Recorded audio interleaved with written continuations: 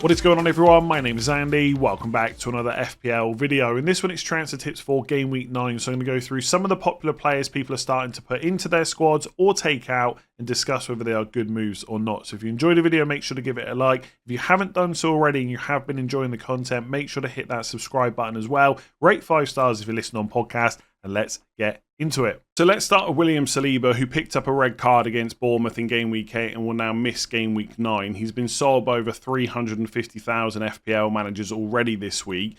There's two things to discuss here. One, if you've got Saliba, do you keep or sell? And two, what about the Arsenal defence more generally as long-term holds? Because I think a lot of people who doubled up on the Arsenal defence around Game Week 6 probably intended to hold them longer term and are now maybe reconsidering that.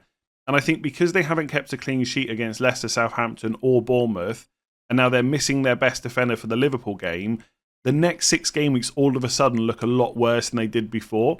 Liverpool going to be tricky for a clean sheet, then it's back-to-back away games against Newcastle and Chelsea, then Forest at home, West Ham away, and Man United at home. Now, we've known those fixtures for a very long time, but when stuff happens like no clean sheets in those 3 games, fixtures do look a little bit worse. And part of me now looks back and thinks, did we get a bit too excited about them on wildcard 6? But I think that's just hindsight. I think it was the correct decision to go for at least one Arsenal defender, if not 2, because based on last season, they are one of the best defences in the league. And I know people are now changing their minds on that, but personally, I'm not prepared to change my opinion on the Arsenal defence too heavily based on what's happened so far. I think if they stop getting red cards, and once everyone's fit and available, like Saliba being back from suspension, they will continue to be a defence that's very difficult to break down. It's not great that Odegaard's missing. If Saka's out again, that doesn't help either, because obviously part of a team's defensive strength is also how they press from the front,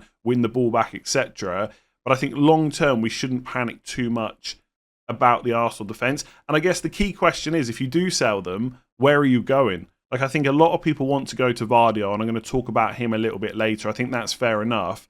But otherwise, like Pedro Porro at Spurs, some good attacking threat there, but they very rarely keep clean sheets. And obviously, it's annoying when you've spent 5.5 million plus on Arsenal defenders and then 4.5 million defenders and goalkeepers are keeping clean sheets. But there's not many players at that price that are going to be consistent for a long time. So personally, and it's partly because I've got my eyes on other moves in attack, I'm still just going to hold the Arsenal defence through these next 3 tougher fixtures and stick with the plan that 12 onwards, the clean sheets will come back. So I think what we've seen so far, like Arsenal have kept clean sheets against Wolves, Villa, and then Spurs in Game Week 4. And obviously the defence looked a little bit better when Gabriel was scoring goals against everyone as well. But I'm still pretty hopeful that going forward they'll be fine. Like even in that City game when they were down to 10 men, they defended for a very long time very well. I don't think anyone necessarily expected them to keep Man City out completely, but they did pretty decent in that game. And that's the kind of thing they're capable of. So conceding against Leicester and Southampton, that can happen. It's annoying, but it doesn't, like I say, completely alter my thoughts on what Arsenal defence will be going forward. And I just think if I do transfer them out, I'll want them back. Maybe if you're in a position where you've got 4 or 5 transfers stacked up, nothing else to do, you can move your Arsenal defenders on and then maybe look to get them back if you want them. But I just look at this stretch from kind of Game Week 12 to, I guess, 19. It just looks really good. And even beyond that, Brighton away, Spurs at home, Villa at home, Wolves away, City at home, Leicester away, West Ham at home, I wouldn't ever feel a massive need to have to get rid of them. And I like players like that. Like, if you're happy to sit through some blanks every now and again, I like having players you just almost don't have to worry about. I know that I can play, and bearing in mind, a lot of people were saying this like not too many game weeks ago, Gabriel, you just play him every single week because if he concedes, he can score a goal. He's always going to play. The minutes are good. I like having players like that so I can focus transfers elsewhere. So for me, long term, I still like Arsenal defence. Back to Saliba. If you've not got a decent bench, I can definitely see the appeal of getting rid. It's almost like you've been presented with an opportunity to get rid at a time where maybe it's not the worst decision to make. So I think if I had Saliba, I maybe would lean more towards getting rid. And I know that contradicts a little bit what I've just said, but if you haven't got a decent bench, you get rid of him for a difficult game anyway that he's not going to play, you miss the next 2 away games, and then you decide what to do from 12 onwards. You may be bringing back then, or possibly you go to Gabriel with higher goal threat instead. Because so far this season, by the way, Saliba's XG is 0. So his goal threat is just not as strong as Gabriel, which we said at the start of the season is now starting to show. Saying as fact sounds a bit weird, but I think you know kind of what I'm getting at. So I think long term, I still like Arsenal defence. If you've got a good bench this week, I'd maybe even just put Saliba there, save the transfer, and have him back from game week 10 onwards. But if you want to sell him, it's fine. I think Gvardiol is probably one of the players that a lot of people will go to. Otherwise, I still really like Pedro Porro. After that, you're going down to a cheaper defender like maybe Aït-Nouri or someone like that as a view to fund another move somewhere else. So long term, not massively concerned about Arsenal defence, although it's not great what's happened recently. Saliba's probably going to depend on your squad situation. I think it's fine to hold, but if you want to get rid, there are definitely other options out there. And Saliba's goal threat has not been great so far this season. So let's stick to Arsenal and talk about Kai Havertz next, who's had nearly 75,000 transfers out this week. So he's not being heavily sold, but people are starting to think about getting rid of him. And I think from an attacking perspective, the fixtures are a little bit better than they are from a defender point of view. Like Liverpool at home will be tough, but at least it's a home game. Then you've got Newcastle away and Chelsea away. And I think if you own Havertz and you have to play him in those 3 games, you're probably not going to be massively worried. And then the fixtures from 12 onwards get a bit better. He always plays 90 minutes. He always starts. 0.59 expected goals per 90. The goal threat is there. He's a decent option. And if Odegaard and Saka are both missing out, by the way, it's probably not great overall for Arsenal attack, but Havertz probably is next in line for penalty. So a minor thing, but I wanted to mention it. So if you've got Havertz, you're not in a position where he's a must sell. He's never going to be that kind of player. But at the same time, I get why people are looking to move him on. And I think it's just the wider FPL landscape that's making people think about it. We're in a position where Son has just got a goal against West Ham, looked really good, could have had more returns, hit the post for one of the shots he had. Palmer has got Newcastle at home this week. From 12 onwards, the fixtures are great. If Saka's fit and available, he's another player to consider from 12 onwards. Most people probably want at least one of Salah or Haaland. We're trying to fit all these premiums in. Something has to be sacrificed. So Kai Havertz at 8.3 million is a reasonable price, but there's lots of cheap forwards that are also doing really well. Chris Wood scored again last night. I think that's his 5th goal this season. His goal record since Nuno took over, I think there was a graphic from Sky last night. He's got like 16 goals, which puts him in joint 3rd since Nuno took over. I think that might have been, I don't know if it was for all players or just forwards. Either way, really good record. 5 goals so far this season. Fixtures coming up, Leicester away, West Ham at home, Newcastle at home. Then they run into Arsenal away in 12, which is tough, but then it's Ipswich at home. So 4 of the next 5 are good, and he's 2 million cheaper. That gives you those funds to look to get a premium midfielder in, or maybe even Haaland if you really want to bring him in this week. So that's just one example. Another one, obviously, at Wolves in terms of Cunha and Strand Larsen. Cunha 6.5, Strand Larsen 5.5. Even this week, Brighton away is not completely awful. And then the fixtures get really good after that as well for Wolves. They got a great fixture run from 10 to 17. So again, you can free up quite a bit of money to put that into mostly midfielders instead. So my general perspective with Havertz is, if you've got him and you've got no free transfers or barely any to deal with him, he's perfectly fine to hold on to. But I also don't think this is the worst time to get rid of him if you want to start funding those premium midfielders. I might talk a little bit more in the game week preview tomorrow about my preference on cheap forwards, but I'll tell you now, Chris Wood is right up there. I think with the run that Wolves have got, they've got to be heavily considered as well. And obviously Visser, who I mentioned yesterday, Brentford have also got a really good run. So that's what I mean. Sometimes the overall landscape of FPL pushes us into certain moves. At the time when Havertz has not terrible fixtures, but worse ones than what he's just had, also coincides with lots of cheap forwards having great fixture runs, and that allowing you to go and get premium midfielders instead. So I think it's perfectly fine to sell Havertz if you want to. Let's talk about Gvardiol next. He's up to 6.1 million, over 200,000 transfers in so far this week. And generally, I think he is a pretty good transfer in. Now, as a Rico Lewis owner, I have expressed slight concerns about the fixtures that Man City have after Southampton at home in game week 9. In 10, it's Bournemouth away, followed by Brighton away, Spurs at home, and Liverpool away. It is going to be tough to get clean sheets in those games, absolutely. But I think if you're looking for a premium defender around 6 million, there's probably no one better to bring in this week. Like, even if you wanted like a Robertson or a Van Dijk, they play Arsenal. Saliba's suspended, and obviously Gabriel's playing Liverpool, so it's not the right week to bring them in necessarily. I think you could argue that from 9 to 12 as a whole, Liverpool have better fixtures because they get to play Brighton at home in 10, Villa at home in 11, and Southampton away in 12. But obviously Trent's more expensive than Gvardiol, like $1 million more. Robertson, I would say, doesn't have better minutes than Gvardiol. I'm not saying that Gvardiol's completely nailed on, but I don't think he's any worse than Robertson. And obviously you could go for Van Dijk, but that's a lot less exciting than going for someone like Trent Alexander-Arnold. So fixture-wise, you probably could say 9 to 12, they're slightly better. But you do get that Southampton at home game right now. I guess the general, or my general feeling with Gvardiol would be, if you're bringing him in, it probably has to be viewed as a long-term move. Like, it's someone you're probably going to keep for 4 or 5 weeks plus. Because really, you want to get those better fixtures as well from 14 onwards. So at that point, they've got Forest at home, then Palace away, Man United at home, Villa away, Everton at home. I just think that Gvardiol is a long-term move, not a short one necessarily. Although, to be fair, you could just have him for 9, 10 and 11 and then move back to an Arsenal defender. That would probably be a good use of transfers if you've got a few stacked up as well. So I like Gvardiol. I think Ake is going to be back soon and possibly a threat. But I think even with Ake fit and available, I think Gvardiol is just first choice left back, and he will start more games than people necessarily will think he will. So even if Ake was fully fit right now, I still think Gvardiol will start the majority of games. The usual caveat applies here. He's a Man City player. I cannot guarantee you that he's going to start every match, but I'd be super surprised if he doesn't start that Southampton game, if he's fit and available.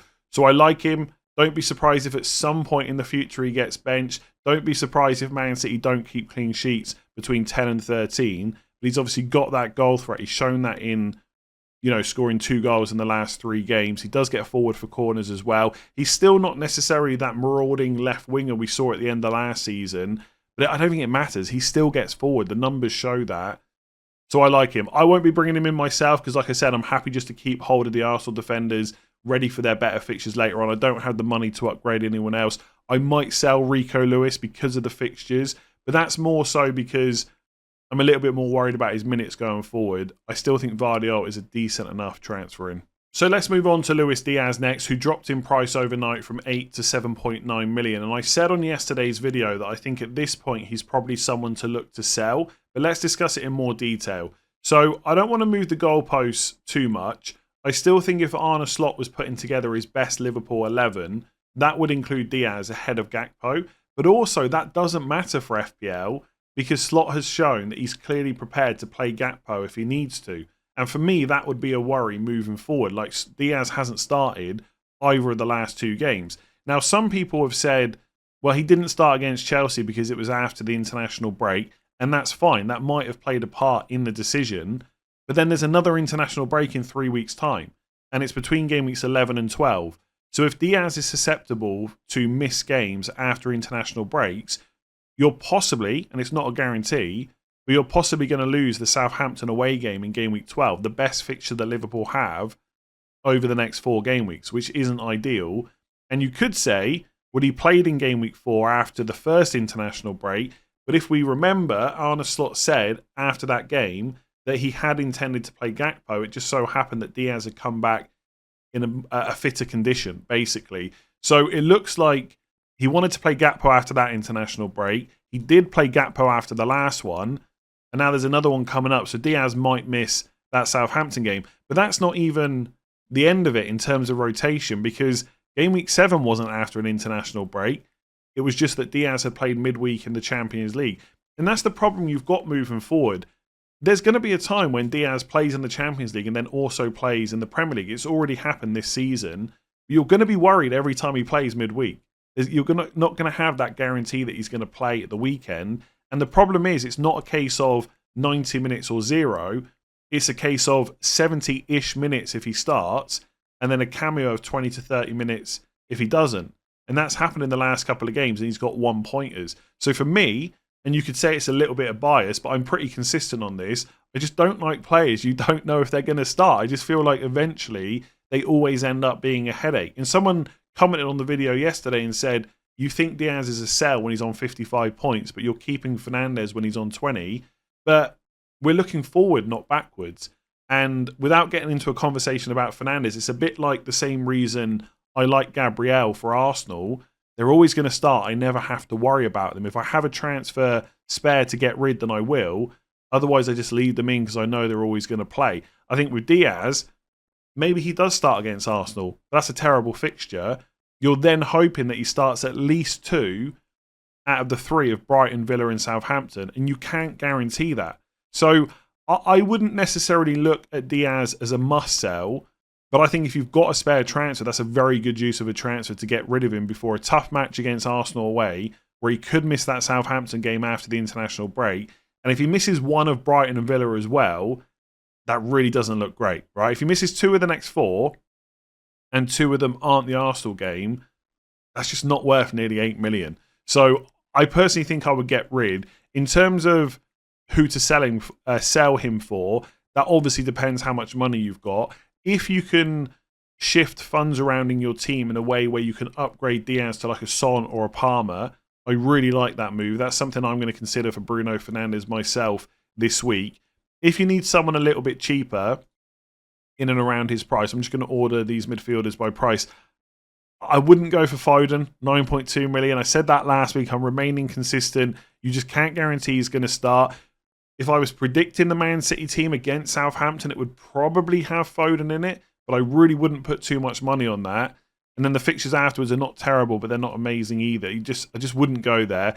Most people don't want to buy Bruno Fernandes. I completely understand that. But if you're ever going to buy him, it's not the worst time. West Ham away, Leicester at home, Ipswich away, Everton at home are 4 of the next 5 game weeks. I think he's okay to bring in, but I don't think most people have the... I'm not sure how to word this, but I just think they'll get frustrated very quickly with him. So I wouldn't advise most people to buy him. If you want a Man United midfielder, I'd probably just go to Garnacho instead. I still think that Brennan Johnson is a great option to bring in at 6.7 million. That would also free up funds to spend elsewhere. And he'd probably be one of the top priorities, I think. If you're looking at Díaz price or down rather than going up, I think Brennan Johnson is still a great option to bring in despite blanking against West Ham. He put up 0.89 XG in that game. The fixtures are still good coming up. Yes, Man City away in 12 is not great, but outside of that, the fixtures from 9 to 14 are all really good. So I still really like Brennan Johnson. It's probably not the right time to bring in Newcastle attackers like Gordon. Jared Bowen, I just think I would wait until after the Arsenal game in Game Week 13. Like if I was going to buy West Ham players, it'd be 14 onwards. So I think Brennan Johnson's right up there. I think it's very difficult to sit here and recommend Eze, even though I don't think he's a terrible pick still. Like 1 goal in all games, it ain't looking great. I think there's pressure going to start to mount on Glasner as well. No wins in the first 8 game weeks. It's hard to go there. So really your options are kind of narrowed down to taking a punt on a Man United midfielder or maybe upgrading to Palmer or Son, or just going for Johnson if you haven't got him. If you've already got Johnson and you don't want to go Man United and you've not got funds, it's actually a little bit tricky to know where to go. I mean, personally, I would probably just buy Eze or just get on board with Garnacho. That's about it. I'm looking through the list of midfielders here. I don't really see it. I mean, you could double up on Spurs attack, I guess, and go for like Kulusevski or someone like that. I'm not a massive fan of Maddison now. I'll talk about that in a minute. But yeah, I think that's what I would do. Maybe McNeil. Everton's fixtures are still pretty good. And he's a nice cheap price. It would give you money for elsewhere. So yeah, that's probably what I would do. Johnson, Garnacho, Fernandes, in and around that price. Upgrade to Palmer, Son, if you got the money. But yeah, I wouldn't look at him and say you have to rip your team apart to get rid of Díaz. I just think he's a problem moving forward. So as I've just mentioned, James Maddison, let's talk about him next. Despite being brought off at half-time against West Ham for tactical reasons, he's still been brought in by nearly 50,000 FPL managers this week, which is pretty similar numbers to Kulusevski. That half-time substitution would put me off buying him. Now, if you already own Maddison, I wouldn't panic, and I probably wouldn't transfer him out. I'd hold him for Crystal Palace away and expect him to start, and hope that the minutes go back to what they were before that West Ham game, which actually have been not that bad, right? It was 84 minutes against Brighton, 76 against Man United, 87 against Brentford, 79 against Arsenal, etc. It's only the West Ham game where now I'm a little bit more cautious. So I think if you already own him, I wouldn't panic. There's only so many caveats I can put in each video, but if you are sitting there with Maddison, you're a little bit worried and you've got a whole stack of transfers and nothing else to do, then maybe you could move him on. But for most people, the broad opinion on Maddison would be to keep hold of him and just see what happens over the next few weeks. But in terms of transferring him in, I just personally wouldn't go there. I wouldn't have necessarily gone there anyway. I think he's a good option, but I just think Brennan Johnson for less money is the better pick. He's got a higher goal threat. His minutes are, I guess now with that halftime substitution for Maddison, just as good. And by the way, I don't think it's a guarantee that Brennan Johnson plays every single match he's fit and available for going forward. He's not as nailed on as someone like Son, but I think he will start the majority. There's no reason to drop him right now. And there's just no point in spending the extra money on James Maddison. I think his numbers have been great. I fully get that. But a halftime substitution, where it then works really well afterwards, it wouldn't inspire me with much confidence moving forward. And I think the problem for Maddison is they're playing with kind of dual 10s like Maddison and Kulusevski, who are both really good technical players. But in terms of a bit of physicality in that midfield, that's probably why Sarr was brought on at half-time. And it doesn't mean that Ange Postecoglou is going to run that midfield moving forward, right? I would fully expect it to be Kulusevski and Maddison again. But Kulusevski is playing so well, it's difficult to bring him off. Like, he's played 90 minutes every single game since game week 3. So if they're going to make that early substitution, it's going to be for Maddison. Now, it might be against Palace that Kulusevski and Maddison's working out really well. They both play 80 minutes plus. But you've just got that worry now moving forward. So my general thoughts would be, if you've got Maddison, don't panic despite what I've just said. Keep him for Palace and then see what happens over the next couple of games. But if you don't have Maddison, I think 7.6 million just feels quite expensive compared to what else is on offer. I would just buy Brennan Johnson instead. Let's stick to Spurs midfielders and talk about Son next. I think generally he's a pretty good transfer in. He looked great against West Ham, albeit that was probably because he was playing West Ham. It will be trickier against Palace away in 9, but overall, the next 3 fixtures are decent. Palace away, Villa at home, Ipswich at home. He's on 7.5 points per match so far this season. I think he's on now 3 goals and 2 assists. So 5 returns in the 6 matches that he's played. He has been pretty consistent. I think although he only played 69 minutes against West Ham, that was because he was just back from injury. And also the game was just going really well. West Ham were never going to make a comeback or anything like that. And I think we should expect the minutes to go back up similar to what they were before the injury, where he played 90 minutes in each of the first 5 matches. Now, I will say, with Richarlison back fit, that does pose a little bit of threat to the minutes of both Son and Solanke, because he can play in both of their positions. But I think I would expect mostly for Richarlison to play as the number 9 and for Son to keep getting good minutes on the left. But in games where it's 1 and there's not really a huge issue with bringing him off, we should expect a few earlier substitutions than maybe we saw in the first 5 matches, especially coming back from an injury. Either way, I still think he's a good transfer in. As I mentioned yesterday, even if you get stuck with him for the Man City game, it's not a great fixture on paper, but I think Spurs will cause them problems. And straight after that, you have Fulham, Bournemouth in 13 and 14, Chelsea at home in 15, followed by Southampton away in 16. So I think the general opinion of a premium Spurs midfielder like Son is, he's for the next 3 fixtures, then you have to get rid. But I think if you had to hold him all the way till 16 and you got stuck and had to use transfers on other players instead, really wouldn't be the end of the world. So generally I like him. The only reason I wouldn't bring him in if you're looking for a premium midfielder is if you don't have Cole Palmer instead. Because I just think from 12 onwards, you definitely pick Palmer over Son.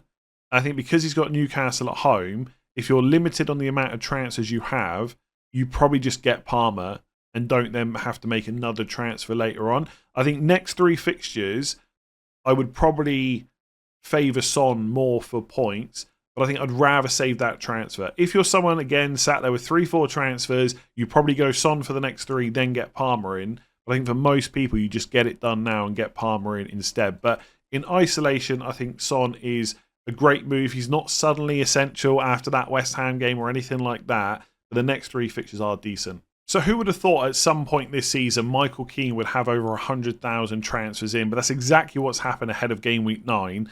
And it's mostly because of the last 2 game weeks. He's absolutely smashed it. Goal and clean sheet against Ipswich, 14-pointer in game week 8. And then a clean sheet against Newcastle in game week 6 as well. So 20 points over the last 2 game weeks, and he's only 4.1 million. So it makes a lot of sense why people want to bring him in, especially when you look at Everton's upcoming fixtures, which are decent. But I would hold your horses on transferring him in until you hear from Sean Dyche about what the status of Jarrad Branthwaite is. Because FPL have got him flagged 50% chance of playing with a lack of match fitness. When he's fit and available, he will be back in the team. And if that's this week or next week, Michael Keane's going to be back out very quickly. Because if you look at the minutes Keane has played, it's 90 in 7 of the 8 games. The only one he missed is game week 6, and that's the only game that Branthwaite has played in. Now, given that Branthwaite came back from injury, played, then got injured straight away again, they might be a bit more cautious with him when he comes back this time. But also, he's such a key part of that defence. They are going to want him in more often than not. And I don't think it'll be a case that Branthwaite comes in and Tarkowski misses out. I think Tarkowski just plays either way. So Michael Keane looks like potentially a really great option. Cheap price, decent enough defence, good fixtures, good goal threat as well. But before you make that move, you've got to wait and see what Sean Dyche says about Branthwaite. Because when he's fit and available, which could be soon, Michael Keane just ain't going to play. And then you've just got a dud on your bench, which doesn't necessarily matter. I've got Greaves from Ipswich. He's currently injured. He's not going to help me either. It just doesn't feel worth a transfer to bring him in. So despite Wolves not keeping a clean sheet all season and not winning a game of football, their defenders are starting to become a little bit more popular, especially Aït-Nouri at 4.4 million. And the reason for that is the fixture swing from game week 10 onwards, which just looks really good. So Palace at home, Southampton at home, Fulham away, Bournemouth at home, Everton away. I fully get why people are looking at Wolves defenders. I don't expect their defence to be massively solid or anything moving forward, but I think it will pick up a little bit. And even if it doesn't, the attacking potential of someone like Aït-Nouri is just clear to see. So I really like him as an option. I don't think there's a rush to bring him in this week because it's Brighton away. I just wouldn't expect a clean sheet there. But I think if you're looking to make a move where you're downgrading like a Saliba or a Trent to bring in like a Son or a Palmer, then getting Aït-Nouri in now, ready for 10 onwards, looks pretty decent. I basically don't have anything negative to say about Aït-Nouri as a pick. But I don't expect the Wolves to get as many clean sheets as like a Liverpool, Arsenal, Man City. But the fixtures are there. And also the price is a lot cheaper anyway. And I like the fact that Aït-Nouri has decent enough goal threat. I also have him down as a sort of injury-prone player a little bit.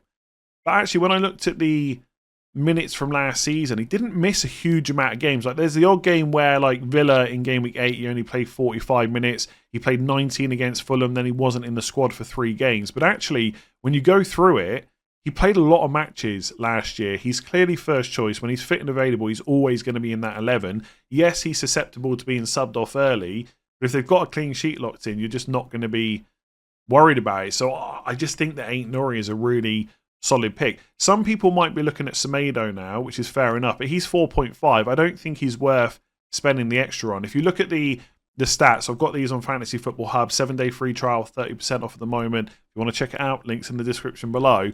If we go to Semedo, so far this season, he's at 0.08 expected goals per 90, 0.06 expected assists, which is not that bad, by the way. It's pretty decent for a 4.5 million defender. But if you go for Aït-Nouri, his expected assist is 0.07, so slightly higher, but his goal threat is much better, 0.14. I would say for a 4.4 million defender, that is really good goal threat. And that's not a blip from this season, because if you go to last year, 2023-24, at Aït-Nouri, 0.12 expected goals per 90, 0.07 expected assists. He's got genuine goal threat. If they continue with a back 5, he's basically playing as a wing back. He's going to continue to get forward. The fixtures are there. 4.4 is a great price. And if I end up making a move where I need to sell a defender soon, it will definitely be for him. I think there's better defenders in game week 9 specifically because of the fixture. But from 10 onwards, there are not many better options in and around that price. To the point where I'd rather have Aït-Nouri than like a Rico Lewis, I think. Anyway, I'm going to leave that video there. If you enjoyed it, make sure to give it a like, hit that subscribe button, rate 5 stars if you're listening on podcast, and I will catch you again tomorrow for the Game Week preview.